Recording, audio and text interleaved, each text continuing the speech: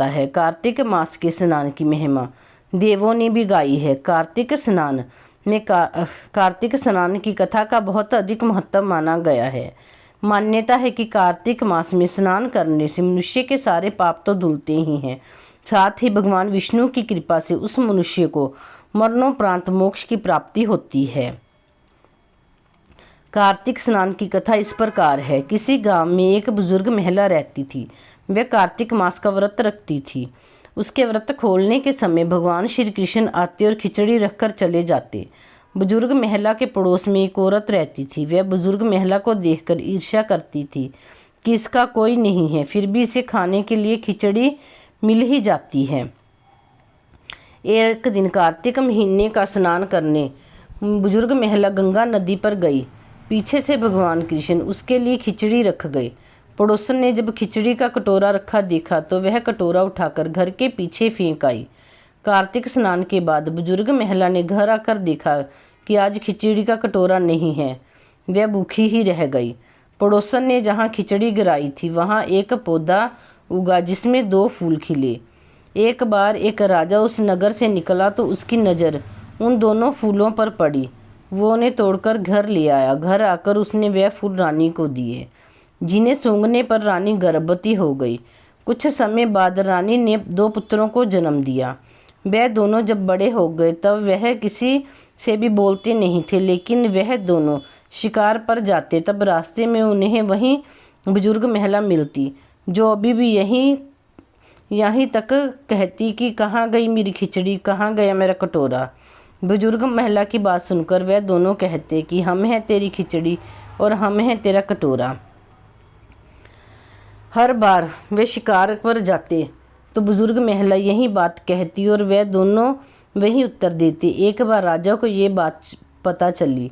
उसे आश्चर्य हुआ कि दोनों पुत्र किसी से नहीं बात करते तो इस बुजुर्ग महिला से कैसे बात करते हैं। राजा ने बुजुर्ग महिला को राजमहल बुलवाया और कहा कि हमारे पुत्र हमसे बात नहीं करते हैं तो तुमसे ये कैसे बोलते हैं। बुजुर्ग महिला ने कहा कि मुझे नहीं पता कि ये कैसे मुझसे बोल लेते हैं। मैं तो कार्तिक का व्रत करती थी और भगवान कृष्ण मुझे खिचड़ी का कटोरा भरकर दे जाते थे। एक दिन मैं कार्तिक स्नान कर वापस आई तो मुझे वह खिचड़ी नहीं मिली।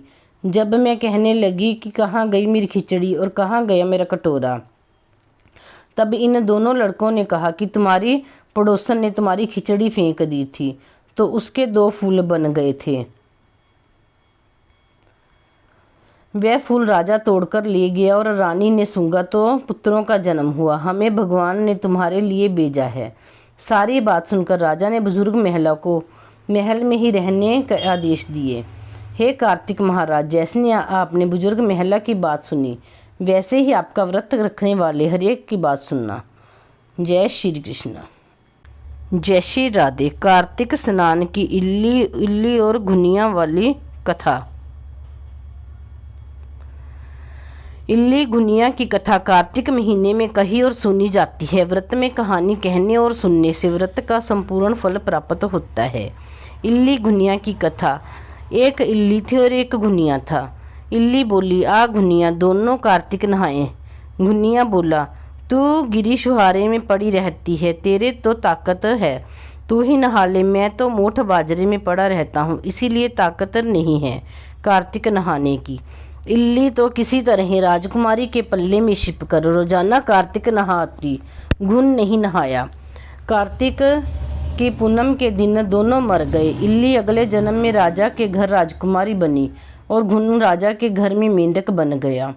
जब राजकुमारी का ब्याह रचाया गया तो विदाई के वक्त राजा ने कहा, जो भी चाहिए मांग ले। राजकुमारी ने कहा, मेरे रथ के साथ सोने के सांकल से मेंढक को बांध दो।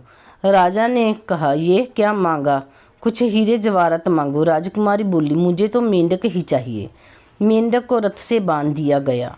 राजकुमारी ने महल में पहुंचकर मेंढक को सीढ़ी के नीचे बांध दिया। जब भी राजकुमारी सीढ़ी चढ़ती उतरती तो मेंढक कहता, ए चटको, ये मटको, श्याम सुंदरी, थोड़ा पानी तो पिला।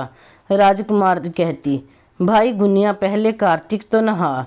एक दिन राजकुमारी की देवरानी और जेठानी ने दोनों की बातें करते सुन लिया।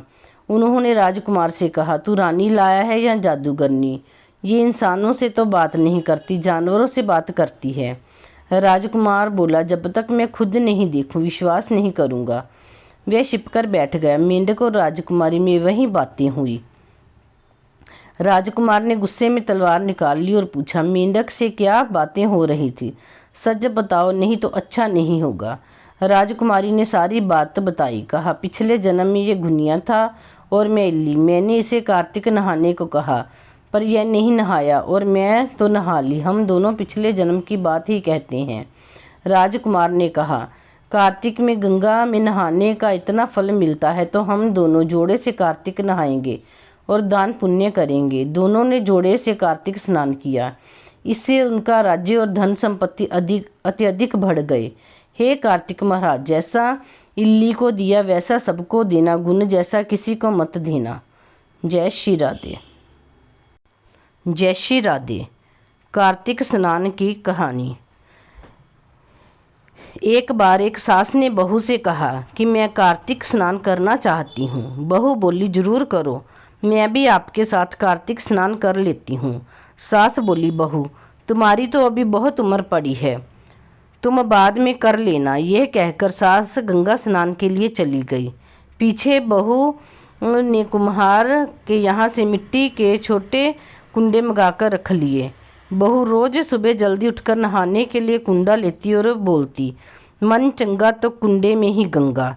सास नहाए उंडे बैठे, मैं नहाऊं कुंडे बैठ। बहू को ये कहने पर कुंडे में गंगा जी आ जाती और बहू नहा लेती। एक दिन नहाते वक्त सास की सोने की नथ गंगा जी में बह गई।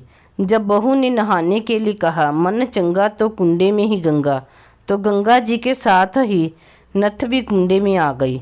बहू ने सास की नथ को पहचान लिया। कार्तिक मास पूरा हुआ तो सास घर आ गई। बहू ने वही नथ पहनकर सास का स्वागत किया। सास ने कहा, बहू यह तो मेरी नथ है, गंगा जी में गिर गई थी, तुम्हें कैसे मिली? बहू ने सास को कुंडे में गंगा जी आने और नथ आने की बात बताई।